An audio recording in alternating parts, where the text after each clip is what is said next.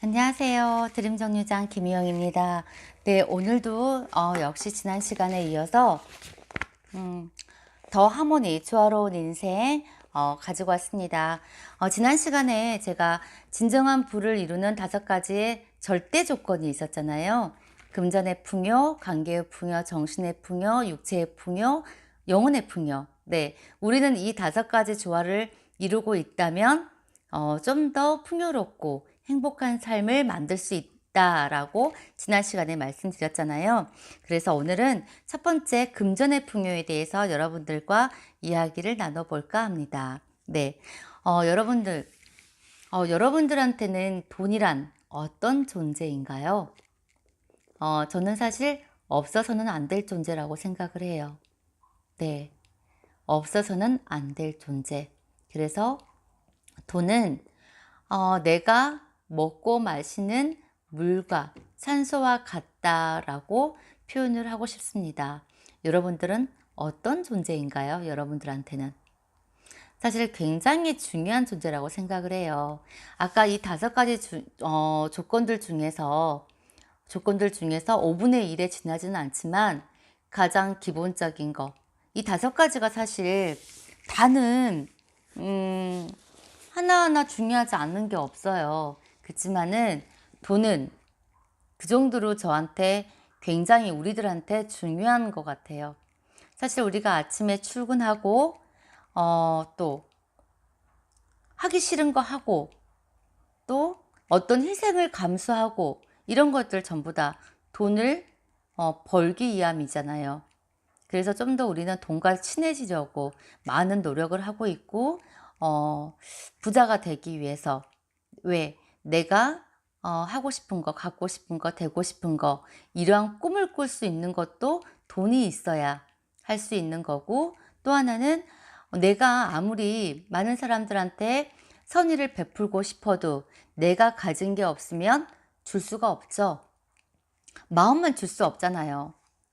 그래서 우리는 우리들한테 돈이라고 하는 거는 정말 중요한 존재라고 생각을 합니다. 그래서 돈은 스스로 창출할 수 있는 복권을 만들어라. 스스로 창출할 수 있는 복권을 만들어라. 유행을 바라시는 분들 굉장히 많잖아요. 음, 복권에 당첨된 사람의 70%가 몇 년 지나지 않아 완전히 빈털터리가 되거나 불행해진다고 한다. 큰 돈을 손에 쥐고도 파산하거나 가족 간의 다툼이 일어나는 이유는 뭘까? 그것은 바로 돈을 창출하는 방법을 모르면 복권에 당첨돼 돈이 넝쿨째 굴러 들어와도 유지하는 방법을 모르기 때문이다. 돈을 창출하지 못하면 유지할 수도 없다. 우주가 준 것 중에서 스스로 창조할 능력이 없는 것들은 결국 모두 언젠가 없어지기 마련이다. 우주가 준 것 중에서 우주가 우리의 인간에게 주는 능력 중에 하나가 스스로 창조할 능력이 없는 것들은 결국은 없어지고 만다고 합니다.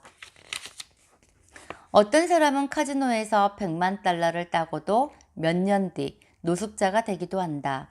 돈이 그 사람의 댐데미까지 바꿔주지는 못하기 때문이다. 그 사람은 갑자기 수중에 들어온 큰 돈을 보고 어찌할 바를 몰라 충동적으로 돈을 낭비했을 것이다. 신이 그 사람에게 벌을 준 것이 아니다. 단지 그가 자신에게 속하지 않는 것을 유지하지 못했을 뿐이다. 아무리 많은 양의 유산을 물려받아도 돈을 창출하는 능력을 개발하지 못하면 악몽이 될 것이 분명하다. 그것은 오두막을 후려치는 회오리 바람처럼 남은 인생을 온통 뒤집어 놓고 말 것이다. 복권이 다른 사람이 대신 부유함을 창출해 주기를 기대하지 마라. 스스로 창출하겠다고 결심하라. 단순히 돈을 목적으로 할 것이 아니라 스스로 돈을 창출하는 사람이 되는 것을 목표로 해야 한다. 스스로 창출한 것이야말로 더 오래 유지되고 경우에 따라 더 빠르게 재창출될 수 있다. 여러분, 백만장자가 되기를 원하지 마시고요.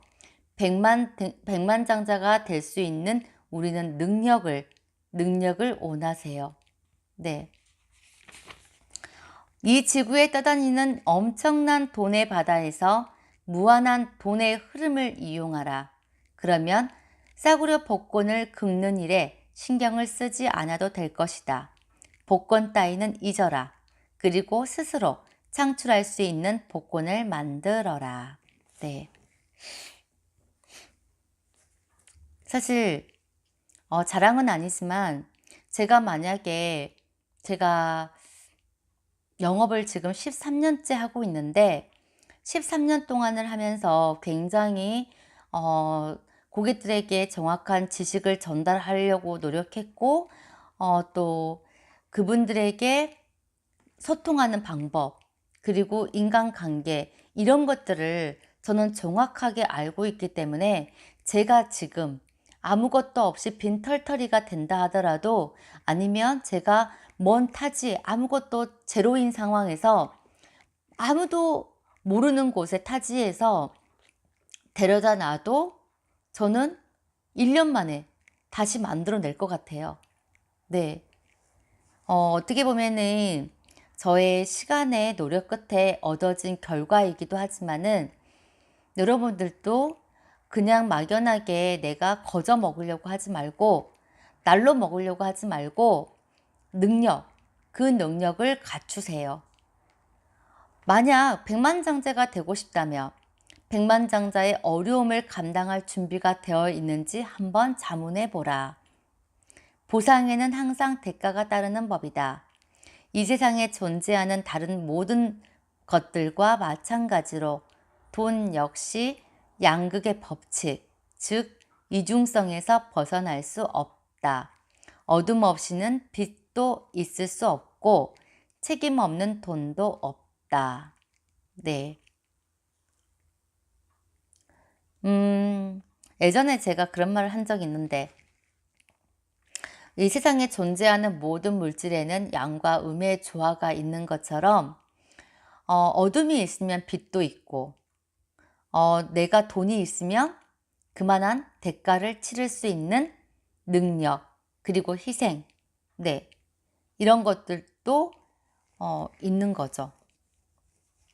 많은 사람들이 성공을 행운의 결과라고 믿는데 이는 사실과 다르다. 행운의 결과가 아니라 노력의 결과죠. 노력의 결과. 네.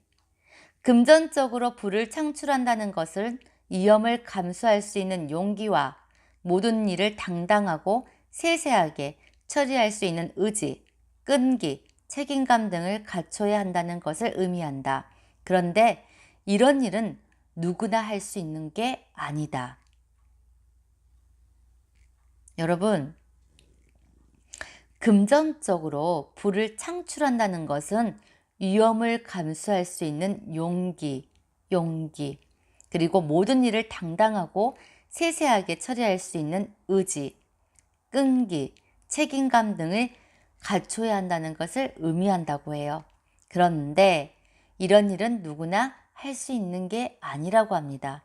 그래서 대중은 가난하고 부자는 그 일부라는 거죠.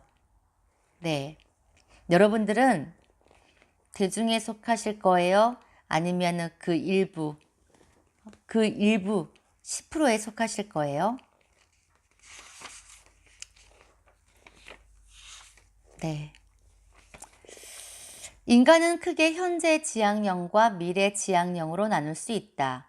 현재 지향형 사람은 주로 현재의 즐거움에 몰두하면서 시간을 보내는 반면 미래 지향형 사람은 현재의 즐거움보다는 결과적으로 즐거움을 느낄 수 있는 활동을 하는 경우가 많다. 단지 현재의 편안함을 추구하다 보면 돌이킬 수 없는 함정에 빠지기 쉽다. 지금 당장 즐거운 일만 하고 싶은 유혹에 빠지지 않도록 조심하라. 장기적으로 목표를 달성하기 위해 해야 할 일들에 초점을 맞추고 그 속에서 기쁨을 찾아라. 가령 목표 달성을 가속화시키기 위해 위험을 감수하고라도 투자를 하는 것은 상관없지만 만약 그것이 지금 현재의 탐욕을 위한 것이라면 문제가 있다. 당장 멈추어라. 네. 지난 시간에 제가 말씀드린 것 같아요. 크게 생각하고 멀리 보라는 거. 네. 멀리 봐야죠. 현재의 당장의 안주함보다는 멀리, 미래 지향형으로. 여러분들은 어떤 쪽에 속하세요? 내가 지금까지 현재형에 속했다고 한다면 지금부터라도 멀리 보고 크게 보실 수 있는 그런 사고력을 가지신 분이 되셨으면 좋겠어요. 그리고 여기서 굉장히 중요한 방법을 하나 가르쳐 주는데 매일매일 6가지 행동 단계를 설정하라고 해요. 여기 철광왕 찰스 수압을 아이비 리라는 남자가 찰스 수압에게 어떤 제안을 한대요. 그게 뭐냐면 자기의 아이디어를 사지 않겠냐고. 그런데 수압이 제일 처음에는 거절을 했죠. 왜? 지금도 어느 정도 사업이 잘 되고 있고 직원들도 열심히 해줘서 어느 정도 성장하고 있는데 내가 왜 굳이 당신의 아이디어를 사겠냐? 라고 했더니 이분이 그렇게 그냥 3주간 써보고 그때 마음에 드신다면 그만한 금액을 그냥 보내주라고 그런 제안을 했대요. 그러니까 마다할 리 없겠잖아요. 사실 내가 3주를 선불로 한 것도 아니고 3주간 써보고 한다고 하니까. 그래서 찰스 수압이 그래 한번 좋다라고 제안을 받아들였어요. 그런데 이 제안을 받아들이고 3주 후에 한 달도 되지 않아서 찰스 수압은 그 리라는 남자에게 25,000달러 수표를 주면서 우편으로 보내면서 메모에는 이런 글이 쓰여져 있었대요. 당신이 가르쳐준 방법은 사람들이 여태까지 실천해본 방법 중에서 가장 강력한 성취 도구였습니다. 여기 그 가치의 일부를 보냅니다. 라고 했대요. 그래서 그 이후에도 5년 후에도 세계에서 가장 큰 철강 회사가 되었다고 해요. 근데 어떤 방법이었을까요? 어떤 도구였을까요, 여러분? 자, 너무 간단해요. 너무 간단한 건데